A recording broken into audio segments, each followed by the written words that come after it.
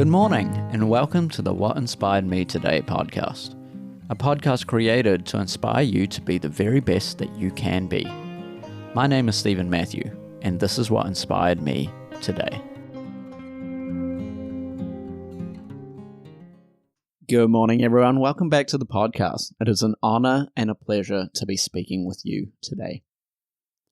As we approach the end of the year, it is Christmas this week, and then we have that no man's land. I don't know about you, but I never quite know what day is which in that period between Christmas Day and New Year's. But this is the period of time where we all sit down, where we get to have time with our family and our friends. We may share gifts, we might share a meal. It is a wonderful time of the year for a lot of people. I understand some people have difficulties, and I hope that you will be able to work through that and to have better days ahead. But in this period of time, what I wanted to impress upon you is to take some time for yourself to self-reflect. Self-reflection is a really important thing for us to develop as a habit. The two quotes that I wanted to share with you today reflect that. The first one is from Søren Kierkegaard. He was a Danish philosopher and theologian. He says this: "Life can only be understood backwards, but it must be lived forwards." We get the benefit of 2020 vision when we are looking backwards. We can see all of our actions, we can see all of our decision making, we can see what we've done right and what we've done wrong. We have the ability to be able to look at things with a full 360 scope of vision rather than a myopic view. And that is why life can be understood backwards. However, we do not want to live in a backwards frame of mind. We want to be able to look forward with the wisdom of the past. The second quote that I wanted to share with you is from Andrina Sawyer. Andrina says this: "Self-reflection is a much kinder teacher than regret is. Prioritize yourself by making a habit of it."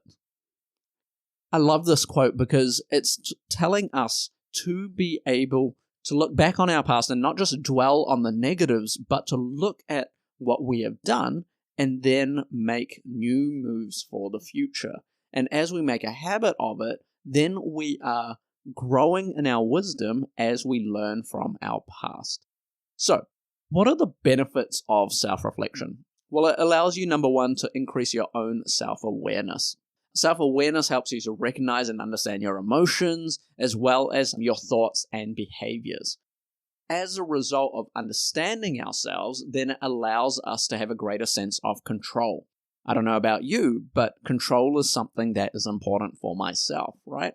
There's a lot of things I cannot control, but I can control myself.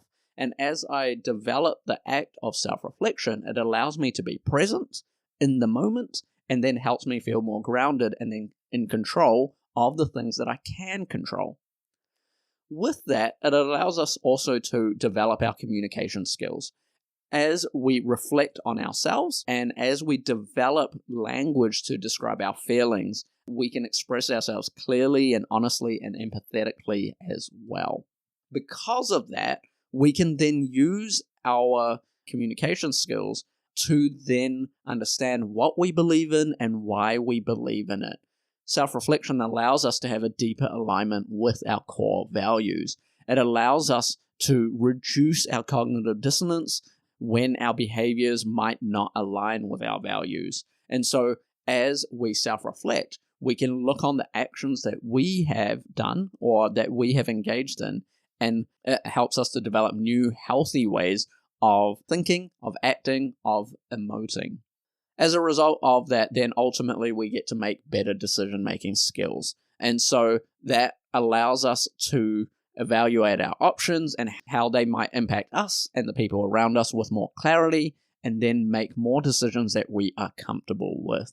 And ultimately, underlying all of this, it gives us an ability to have greater accountability, both with ourselves and with the people around us. Ultimately, for a goal, right? Because we are trying to live our life forwards and not backwards.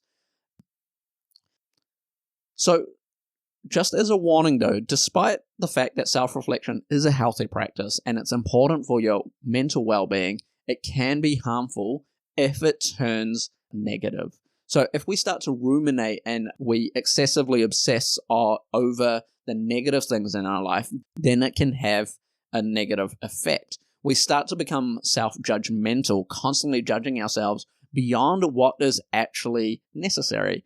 That then can develop into negative self-talk, where we start to actually allow the negative thoughts in our brain to overpower the positive things that are happening. That is obviously leads to self-criticism and comparison as well. So just be careful that your inner critic isn't overpowering what is true and what is right. That is where self-reflection has value when we look at it with an eye of non-judgmental neutrality. So, how can we develop self-reflection? A couple things for you to try out. First off, ask yourself some open-ended questions. Start by asking yourself open-ended questions like, what am I doing that makes me happy? Are there things I'd like to improve on myself? What can I do differently today? These are all things that allow us to have an ongoing discussion with ourselves. These aren't just yes or no answers, but it allows us to be curious about ourselves and to be open about whatever might come up when we ask ourselves that. And then notice the thoughts and the feelings that you have within you when you ask yourself open-ended questions. One way to do this is to write out what you are thinking through a journal, and that can be a great way to self-express. And it is okay. You don't have to keep this stuff. If you wanted to, you can do it on a scrap piece of paper, write things out, and then throw it out if you want to, or do something else with it. Try meditation. There are different ways of meditating. For some people, they meditate through actions like yoga. For other people, they meditate through scriptures if they are religious. There are different ways to meditate. Notice, though, what are the thoughts and the feelings that come about, especially when you sit in silence. That will give you an indication of where your mind goes to and what your mind is processing. Take it without judgment and then write those things down. If you have gone through any major event in this past year, think about what happened, what were the good things, what were the bad things, and reflect on what happened, how it made you feel, and what you might do differently in those circumstances. This is not an act of trying to recreate the past and then have regrets about it, but reflecting upon major events. When we take time to process the things that we have gone through, it might start to unravel some of the feelings and the emotions and our own thoughts and biases in those situations. Now, that might be uncomfortable, but it is a necessary thing to do. This is an ongoing thing that we will have to do throughout our life. Dedicate time to doing it. So when you are doing self-reflection, have some time. Maybe it's in the morning, maybe it's in the evening, maybe it's outside, maybe it's inside. Pick somewhere as an environment that's quiet, or maybe allows you to be able to sit with your own thoughts, and then pay attention to the senses that you have as you are reflecting. Your brain works in unimaginably complex ways where you are processing things all of the time. And so take time for your brain to tell you, right? Take time for your brain to tell you what it is that you need to process. As a final thing to wrap up this year in your self-reflection, write a few things that you are grateful for. We've talked about the art of gratefulness. When you start to list off the things that you are grateful for, you will start to realize that your list starts to grow and grow and grow. When we take the time to self-reflect, we'll realize that we have been blessed, even in times that are difficult, with things that we could not have imagined. And with that gratefulness, Then you can make goals about what you want to do for the coming year in 2025.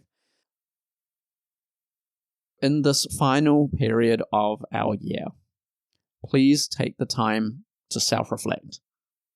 I just wanted to say as well as a disclaimer, next week I will not be putting out a podcast because in the same way that I have told you, I want to practice what I preach. And so I want to take time for myself, with family, with friends, and then self-reflect as well.